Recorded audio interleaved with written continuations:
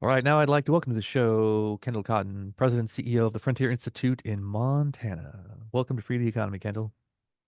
Good to be here. So, to start with, so people have some good background here, can you just give our listeners the sort of a 1 minute elevator pitch on what Frontier Institute is, what you guys do, and why it's good for Montana? Sure. I founded the Frontier Institute just over 3 years ago. So we're still kind of the new kids on the block, but we're interested in keeping the spirit of the Western frontier alive in Montana. If you look back at the old frontier days when Montana was being settled, that was really a time of radical freedom. I mean, we had people moving here, starting up entire new cities, building businesses, developing land, and it was a dynamic time. And what we say is that, in order to keep that spirit alive, we have got to make sure that Montanans and broadly, Americans are free to build, create, and innovate. So that's what we're interested in. That's what we do. So we promote sound public policy to keep people free here in Montana, and we also help people empower people to go and reclaim their freedoms in the government and in civil society. All right, excellent. Now, regular listeners of our show, of course, will know that we often talk about the glories of federalism and the 50 state systems we have and how much each of the 50 states have to learn from each other. Uh, what do you think that other states, either in your same region of the country or across the country, what do you think they have to learn from Montana? Hmm. Well, Montana's in a really unique, or not, I guess not necessarily unique, but we're in a really interesting place in time right now because we've really kind of been discovered in a sense over the last few years. We had the pandemic happen in 2020, and all of a sudden, folks who were living in New York and in California and on the coast said, "Why the heck am I living in a city when I could do my job remotely from Bozeman, Montana, for instance?" And so we have so many people, new people moving into Montana. We're a high growth state. We're one of the fastest growing states by population, percentage of population. And that creates some really interesting dynamics here in Montana. What I like to say is that if you look at any of the biggest issues, that if you stop somebody on the street here in Montana, that the list, it can all be linked back to scarcity. We don't have enough education. We don't have enough healthcare. We don't have enough homes. You name it, we don't have enough. And what's interesting is that there's a lot of states that are in a similar predicament as Montana. There's a big migration happening, it seems, since the pandemic. Texas is growing, Idaho's growing, Florida's growing, and they're probably experiencing some similar dynamics that Montana is, where they're facing problems of scarcity. And I think that in terms of what to learn is, I think Montana's approached this problem of scarcity from a really good standpoint. We're getting to the root of the problem of scarcity, which is we have restrictions on supply. We are not able to build enough homes. We're not able to provide enough education, for instance, or provide enough healthcare because we've regulated ourselves to death. And so we've been able to build bipartisan consensus around addressing a lot of these supply side constraints that prevent us from meeting demand. All right, that's exciting, and that was actually going to be one of my other questions. During during the COVID times, we saw uh, just like you said, a lot of people from big cities moving to smaller towns or places that they probably rightly assumed would be have a higher standard of living, have less crime, have less pollution, things like that. And so there was the East Coast version, there was the sort of like Sunbelt version, and certainly there's the people leaving San Francisco and Seattle to move to Idaho and Montana version. And I've talked to some people from Idaho, for example, and they might have some of the same, supply constraints about, building housing fast enough, but there are also some cultural constraints where people in some of these places they're maybe not ready for a big influx of out-of-state people, and that leads to some friction between old timers and newcomers. Um, is is there a way to sort of to smooth that over? Because I remember when I was growing up, I grew up in Portland, Oregon, and now Portland's like the big city, but even but you know 30 years ago, people said, well, we want Portland to stay small, and we don't want all these. The scare story at the time was that people from Los Angeles would move to Portland, and that was like the worst thing you could possibly say about someone was that they're originally from LA and they wanted to move to Portland. I'm sure there's maybe at least some people from Idaho, Montana, and Wyoming who kind of feel the same way. Is there is there a way to kind of soothe that friction, or is it just an abundance agenda of making sure you can build enough stuff for everyone that soothes the friction? No, it is a conflict of visions. I mean, it really is. I mean, so I saw this growing up. I grew up in a rural part of Montana in a really small town. It was a town of like 1,500 people. And, I wished when I was a kid that, the city near me had skyscrapers and tons of people because then I would have opportunities like the kids in the big cities had. And really degrowth and what stagnation means is poverty. It doesn't mean prosperity. And that's what people kind of forget when they kind of react to people moving into states like ours and they want it to not grow. What they're really functionally saying is that they want people to stay impoverished or to not have the opportunities that people in other growth areas have. So, one of the things that I we kind of lay out for the folks who might feel that way here in Montana that, oh, well, we want to, keep Montana feeling special. And we don't really want it to become a big city like California. Well, we can't stop people from moving here. And so what do we do about it? Because either we're going to be a victim of our own success, or we can grow in a way that maintains this special character of our state as we grow. And one of the things we pointed out recently was that we have a lot of folks moving here from high productivity areas and industries. We have a burgeoning tech sector growing in Montana. We have a semiconductor industry growing, and photonics is big here. And a lot of people moving here are, from Silicon Valley and highly, highly productive, successful, educated people that have a lot of wealth as well. And if you look at everybody who's already here in Montana and existing residents who've been here for a long time, our largest labor sectors are low productivity, kind of human labor intensive industries that really end up kind of serving the people who would be moving here from a wealthy standpoint. So, but one of the things we pointed out recently in a paper about artificial intelligence, which certainly is going to be a boon to labor productivity, is that if we can embrace tech like artificial intelligence here in Montana and have that increase our productivity in all of our existing sectors here in Montana, we can compete better with newcomers. We'll actually be able to compete in the marketplace to buy homes against folks moving here from Silicon Valley because we'll be more wealthy, we'll be more productive and prosperous. So, that's the way that we can handle all of this growth without getting left behind. Yeah, I know on a kind of international level, I felt that a little when I was visiting Panama recently.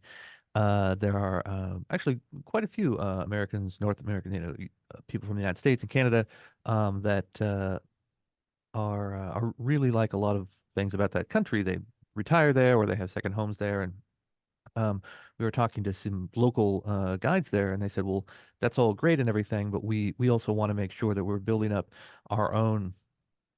Professions and infrastructure here. The future is not for our people, the Panamanians, to be the gardeners for rich people from other countries. It's to also be the doctors and lawyers and investment bankers and everything else at the same time.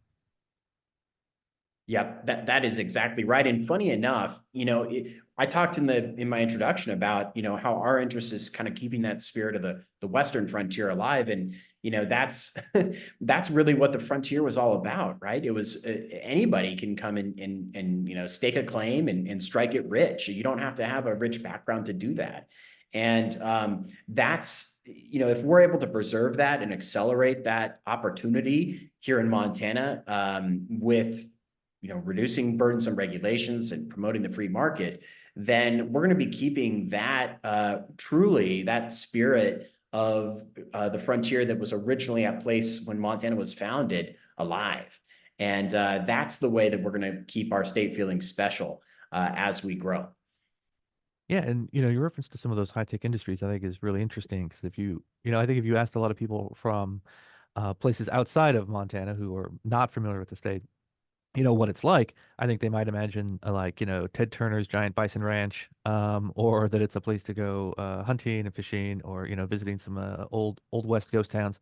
But if you look again on on your guys' website, some of the stuff that you've written recently about how Montana could really be at the center of sort of a high-tech manufacturing and 21st century industrial economy, um, by in part by connecting back to its roots. So some of it is good regulation that like welcomes people in who want to start businesses, but then very specifically, Montana was known so famously all around the world for its mining industry. And as it turns out, that is not just a dusty relic of the past. In fact, we need things like critical minerals even more for the very most cutting edge industrial applications today. So that that I thought was a sort of a clever way of framing it, but an interesting reality, which is when we talk about renewable energy, we talk about supply chains, we talk about national security, and the fact that all of these critical minerals are either dug up or refined in China these days. Um, basically we're looking to Montana saying, "Save us." Can Yes, no, and that's exactly right. We can continue to once again have our mineral wealth that we're blessed with in the state naturally be the envy of the world if we let it, if we let ourselves build and mine again. Like you referenced, back in the day, we had the richest hill on earth. We had Butte, Montana, and the Berkeley pit. We produced, a quarter of the world's entire supply of copper. The city that I live in, Helena, Montana, used to have the highest per capita percentage of millionaires in the world. And that was all due to our copper and our silver and our gold. But we have not just those metals anymore. We also are finding that Montana also is blessed with some of the richest deposits of critical minerals in the entire world. And those are new findings that we're just learning about. And it's really exciting because, like you said, we have all this vast mineral wealth, and if we mine it here, that also creates an opportunity to build a domestic supply chain entirely contained in Montana because we have the raw materials, the resources, and the environment to do that. So, I laid out recently in a column, imagine a future where we're mining rare earth minerals here in Montana, and we're using those minerals to put together windmills and solar panels and manufacture those things right here in Montana, because why not build a supply chain that's local? And then what if Montana energy companies were installing those windmills and solar panels all over the vast expanses of Montana that are prime energy producing areas for those sorts of sources? We could be exporting Montana made power to the world. And that's an incredible future, and I think something that should be enticing to anybody when they're thinking about the potential of Montana. Now, one of the things that we've also worked on, though, is the big struggle is going to be, okay, well, if we're going to build an industry like that, we need a lot of workers, and if workers can't afford to live where they work, that's a big problem. And so affordability and the ability to achieve home ownership is a big challenge here in Montana that we've been working on too. Yeah, and one of the challenges I think to doing something like developing a big a sort of renewed mining industry, is what about the feds, right? And so throughout, Western states, it's an old long story about uh, the federal government coming in, one owning a lot of the land to begin with, but then exerting a sort of undue influence over land use and development decisions in ways that they don't necessarily in other states where they don't have as much as a footprint, land ownership wise.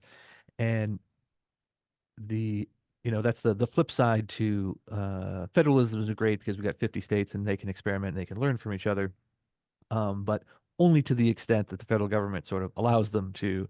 Um, and that's definitely a complaint I've heard from people all across the the Mountain West. Uh, how are you guys looking at that? Is that like a part of all of these policies? Because there could be sort of like here's what we want the Montana State Legislature to do, but then here's what we're hoping the Department of Interior will let us do, for example. Yeah, that's a great point. Yeah, so I mean, let's to kind of frame things. Yeah, so back when we used to build things in Montana, we built this massive dam and reservoir that produces tons of energy called the Fort Peck Dam. It's actually, I think, the largest earthen dam in the world, and we built that in 7 years in the 30s. To do that today, you can't even get an environmental permit for that sort of project in 7 years. And that's just to get the permit, not to build. And then once you start building, you could be faced with litigation after that from radical groups that want to shut down your project and then be tied up in court and spending money in court forever. So one of the things we've been pointing out is that look, if we want to achieve this abundant future that we are blessed to have the opportunity to have here in Montana, we have got to address some of these barriers standing in the way in the form of things like environmental permitting, for instance. So Montana is one of those states that has a mini version of the National, Environmental Policy Act, and that's one of the biggest barriers to building and getting things done, especially in the natural resource area here in Montana. It leads to litigation that shuts down really critical forest management projects that are actually going to restore our forests, make them healthy so they can suck carbon out of the air and be robust carbon sinks like healthy forests do. It prevents us from mining these critical minerals that we need to mine here in the state in order to build things like windmills and solar panels.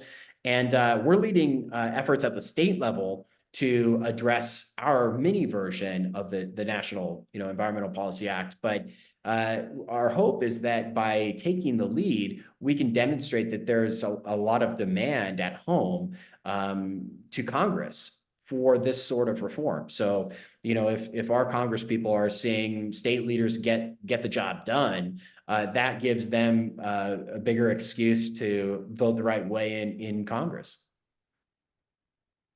That's great. And you know, I think you and I first became acquainted at a meeting of the State Policy Network a couple of years back, and that's an organization that brings a lot of like-minded people who work on sort of state-level public policy solutions, together from across the country. And side note, in episode 31, I interviewed Carrie Conco, a delightful lady and senior vice president at SPN. So people are interested in go back and look at that episode as well.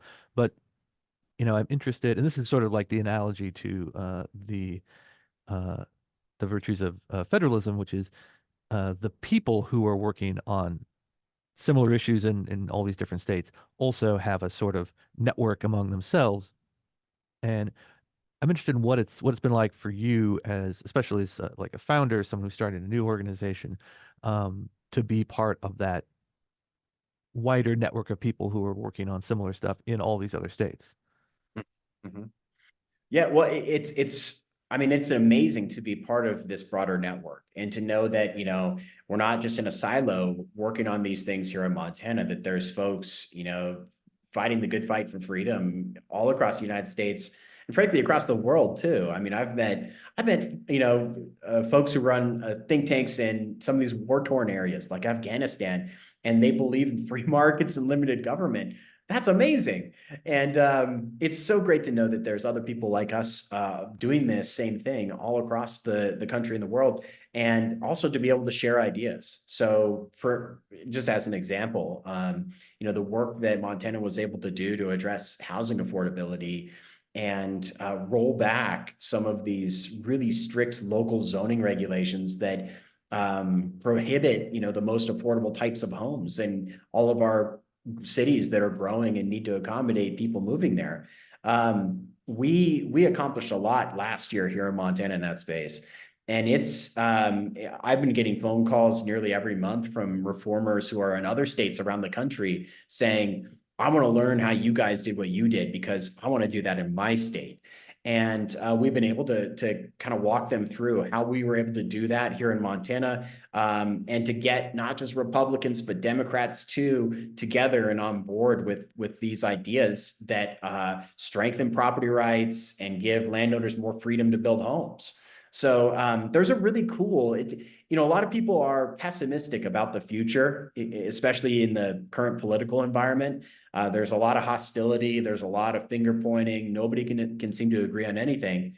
But I think that might be what's happening in Congress at the national level. But if you look at states like Montana, you'll see that in areas like housing affordability, for instance, there's this really cool supply side coalition emerging where we have free market folks like us on the right, and there's other folks on the left who are concerned about addressing the climate and addressing affordability, who are coming together to tackle some of these regulations and obstacles standing in the way of people, building and producing things again here in the country.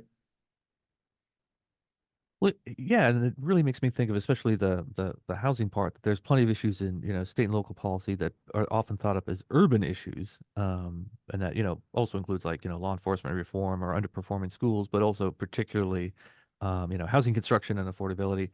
Um, and but a lot of these also seem to apply to a state like as you're explaining, a state like Montana, which is not known for being a highly urbanized state. You guys got at least one city over 100,000 people. That's awesome.